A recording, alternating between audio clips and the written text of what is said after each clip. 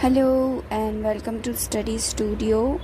आज हम सीटेट का मोस्ट इम्पॉर्टेंट क्वेश्चन जो बार बार आता है एग्ज़ाम में, LSRW listening, speaking, reading and writing, ये पढ़ने वाले हैं, जिसे हम लैंग्वेज स्किल या भाषा कौशल कहते हैं। तो जो भाषा कौशल है, भाषा सीखने के लिए शिक्षार्थियों को 4 कौशलों में निपुण होना पड़ता है, जो है हमारा सुनना, बोलना, पढ़ना और लिखना। इनमें से जो 2 कौशल है हमारे पास, लिसनिंग एंड रीडिंग, सुनना और पढ़ना, ये है ग्रहणशील कौशल, जिसे हम कहते हैं रिसेप्टिव स्किल, जो कि ग्रहणशील कौशल है।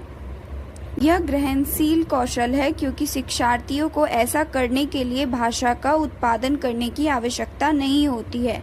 ये सिर्फ क्या करते हैं, इन्हें ग्रहण करते हैं, इसे प्राप्त करते हैं या समझते हैं। यानी कि कोई बोल रहा है तो उसे सुन रहे हैं, या फिर कुछ लिखा हुआ है तो उसे पढ़ रहे हैं, यानी ग्रहण कर रहे हैं। इस टाइम हम कुछ उत्पादन नहीं कर रहे हैं, इसीलिए इसे ग्रहणशील कौशल या रिसेप्टिव स्किल कहते हैं।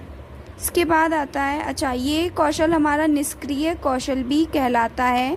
क्यों? क्योंकि हम इसके अंदर कुछ वर्क नहीं कर रहे हैं, एक्टिव नहीं है हम इसके अंदर, ठीक है। इसके लिए इसे हम निष्क्रिय कौशल भी कहते हैं। इसके बाद है हमारे पास प्रोडक्टिव स्किल।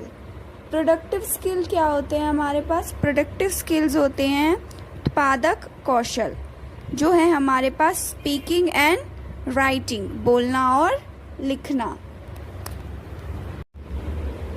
तो ये हमारे उत्पादक कौशल होते हैं। यह उत्पादक कौशल है क्योंकि इन्हें सीखने वाले शिक्षार्थी को भाषा का उत्पादन करने की आवश्यकता होती है।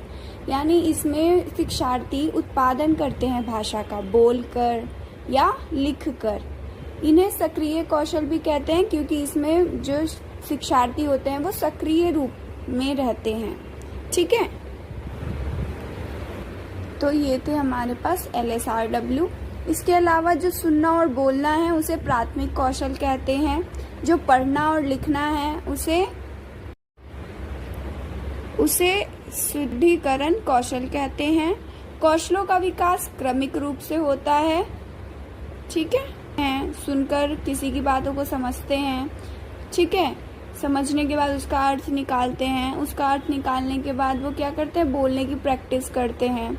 जब उन्हें बोलना आ जाता है तो क्या करते हैं, वो फिर पढ़ना सीखते हैं, जैसे अ, आ, ई, ठीक है। फिर इनसे ऐड कर करके, प्लस कर करके शब्द